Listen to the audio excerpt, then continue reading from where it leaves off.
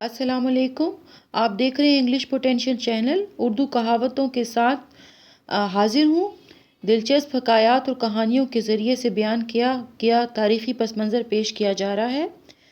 آج ہم غربا کشتن روز اول پروورب کو سمجھیں گے۔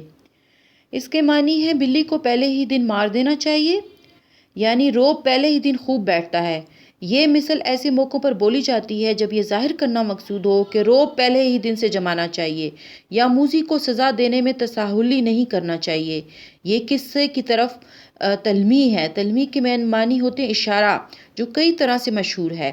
حکایت نمبر 1۔ ایک حکایت اس طرح بیان کی جاتی ہے کہ 5 یاروں نے مل کر عہد کیا تھا کہ ہم شادی ایک ساتھ ہی کریں گے۔ چنانچہ ایسے ہی ہوا۔ چند روز کے بعد باری باری سے 5 دوستوں نے اپنی اپنی بیویوں کی عادات، اطوار اور خصلتیں بیان کرنا شروع کی۔ اتفاق سے 4 کی بیویاں نہایت بد مزاج اور خاوندوں پر غالب رہنے والی نکلیں، جبکہ ایک کی بیوی نہایت فرمانبردار، مطیع اور شوہر پرست نکلی۔ چاروں دوستوں نے اس کا سبب پوچھا تو اس نے کہا، جب اول روز ہی ہم دونوں میاں بیوی کھانا کھانے بیٹھے تو ایک بلی بھی دسترخوان پر آ بیٹھی۔ میں نے کہا چلی جا، وہ نہ گئی، تب میں نے اسے فوراً اٹھ کر مار ڈالا۔ اس روز سے بیوی پر ایسا رعب چھایا کہ وہ ہر بات سے ڈرنے لگی۔ وہ سوچتی ہوگی کہ جس نے ذرا سی بات نہ ماننے پر بلی کو مار ڈالا تو خدا جانے وہ میرا کیا حال کرے گا۔ اس کے بعد ان 4 دوستوں نے بھی اس پر عمل کیا، مگر چونکہ عرصہ گزر گیا تھا، بیویاں ان کی عادتوں سے اچھی طرح واقف اور مزاجوں پر حاوی ہو چکی تھیں۔ اس سبب سے کچھ پیش رفت نہ کی گئی۔ اس دوست نے ان کا حال سن کر کہا، بھائی غربا کشتن روز اول، بات کا روب جمانا کام نہیں آتا۔ دوسری حکایت اس طرح مشہور ہے۔ حکایت نمبر 2۔ 2 ہم نوالا اور پیالہ۔ ہم نوالا اور ہم پیالہ کا مطلب ہے دوست، بہت پکے دوست۔ دوستوں نے ایک ہی دن اپنی اپنی شادیاں کیں۔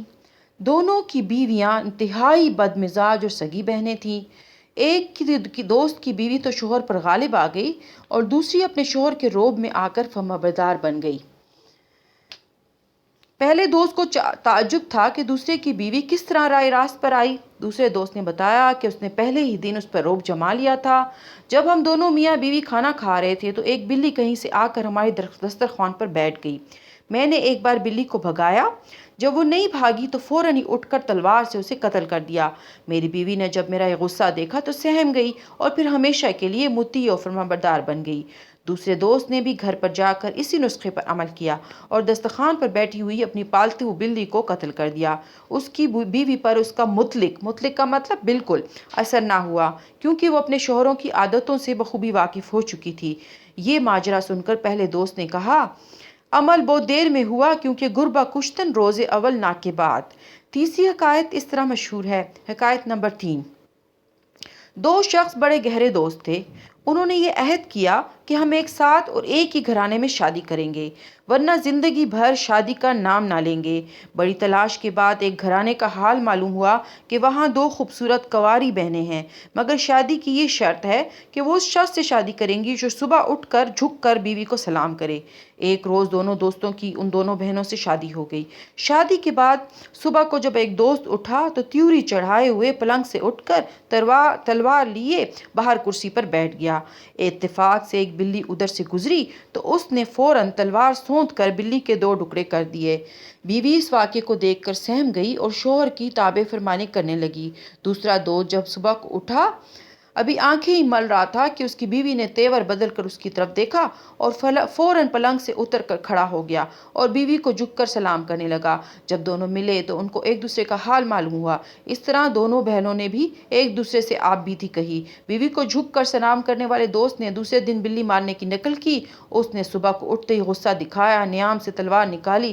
اتفاق سے اسی وقت بلی بھی گزری تو اس نے اس کو قتل کر ڈالا۔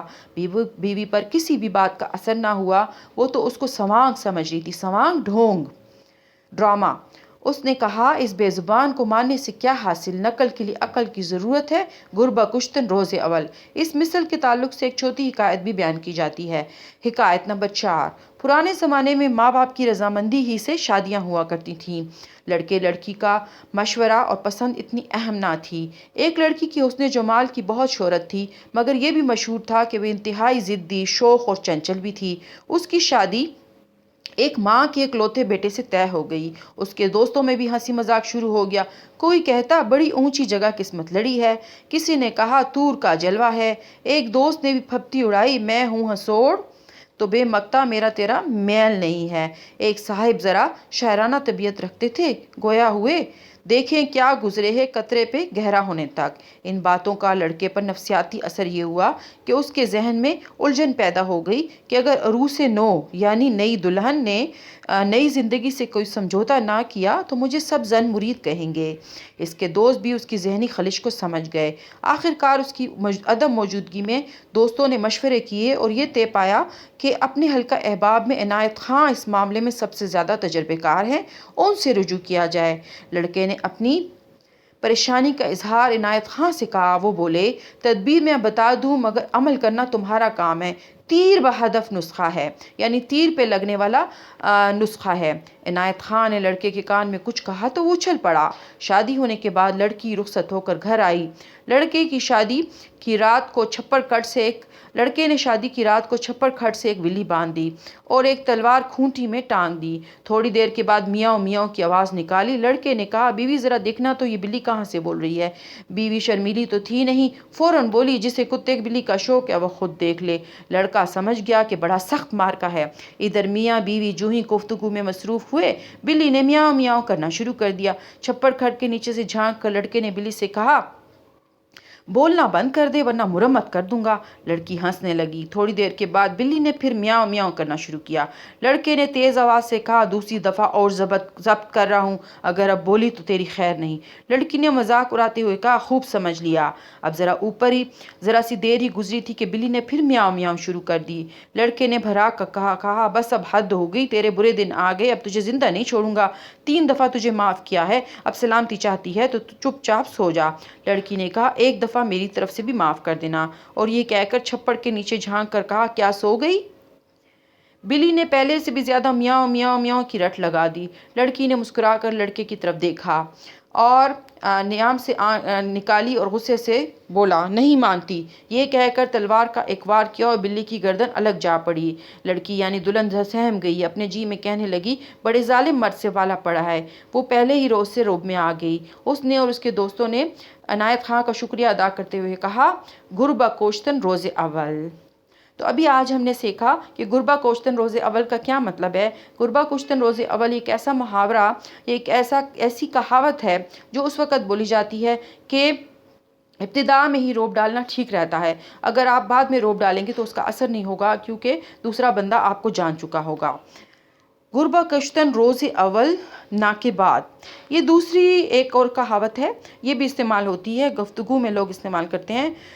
گرو کہیں سو کیجئے جو کریں سو کریے نہ ہیں، یہ بھی اس کے ساتھ استعمال ہوتا ہے۔ اندھی تقلید پریشانی کا باعث ہوتی ہے۔ بغیر سوچے سمجھے کسی کی پیروی نہیں کرنی چاہیے۔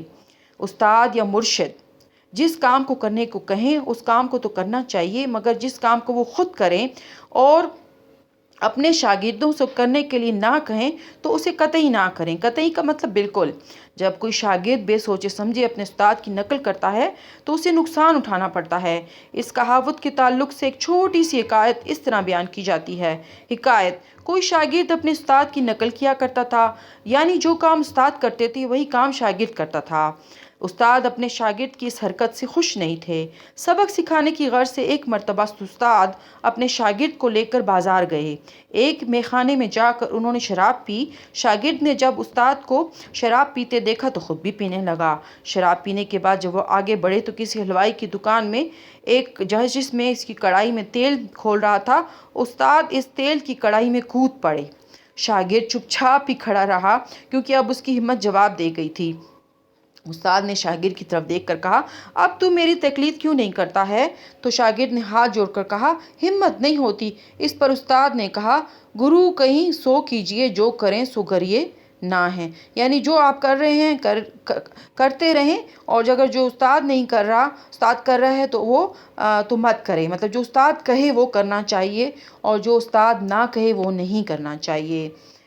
ایک دوسری بہت مشہور کہاوت ہے یک نہ شدھ دو شدھ، ایک نہ ہوا دو ہو گئے، یعنی ایک بلا تو تھی ہی، دوسری اور پیچھے پڑی، ایک مصیبت کے ساتھ دوسری مصیبت آ گئی۔ ایک امر عجیب کے بعد دوسرے امر عجیب کے ظاہر ہونے کے عمل پر بولتے ہیں۔ امر یعنی عمل، کام۔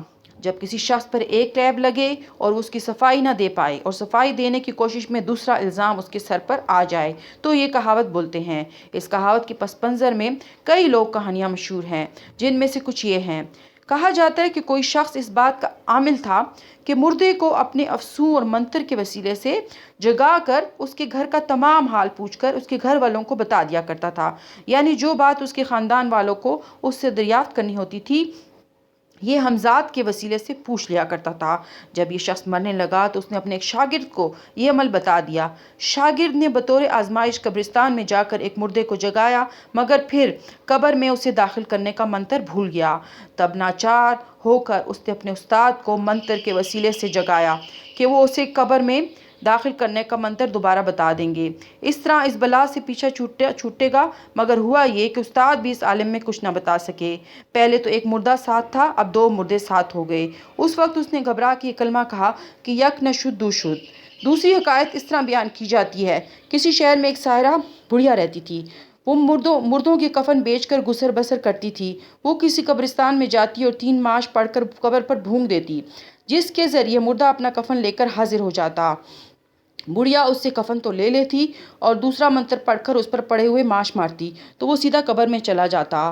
کفن کو بازار میں لا کر بیچتی اور اس طرح اپنا کام چلاتی۔ اس کی اس کیفیت کو دیکھ کر ایک شخص کو لالچ آیا۔ اس نے ایک مدت تک بڑھیا جادوگرنی کی خدمت کی، مگر اس نے ہمیشہ لیت و لال یعنی بہانوں میں رکھا۔ مرتے وقت بڑھیا نے اس شخص کو وہ عمل بتا دیا، لیکن مردے کے قبر میں داخل ہونے کا منتر نہ بتا سکی کہ وہ اس کی جان نکل گئی۔ آزمائش کے طور پر وہ شخص قبرستان گیا اور وہ جہاں کر اسی طرح اس نے 3 ماش قبر پر پڑھ کر پھونکے، مردہ حاضر ہو گیا۔ مردے سے کفن لے لیا، مگر قبر میں داخل کرنے کا منتر نہ معلوم ہونے کے سبب وہ قبر میں اسے داخل نہ کرا سکا، لہٰذا مردہ اس کے پیچھے ہو لیا۔ اب یہ شخص بہت گھبرایا اور بھاگتے بھاگتے اس سائرہ بڑھیا کی قبر پر پہنچا، اور جو ہی 3 ماش پڑھ کر قبر پر پہنچا کہ بڑھیا جاگ کر حاضر ہو گئی، مگر ایسی صورت میں اسے قبر میں داخل کرنے کا منتر نہ بتا سکی، بلکہ اس شخص کے ساتھ ہوئی۔ اس وقت اس شخص نے کہا یک نشد دو شد۔ کیا تدبیر کی اور کیا نتیجہ ہوا۔ اس کہاوت کے علاوہ ایک اور حکایت بھی ہے۔ ایک شخص نے کسی جادوگر سے 3 منتر سیکھے۔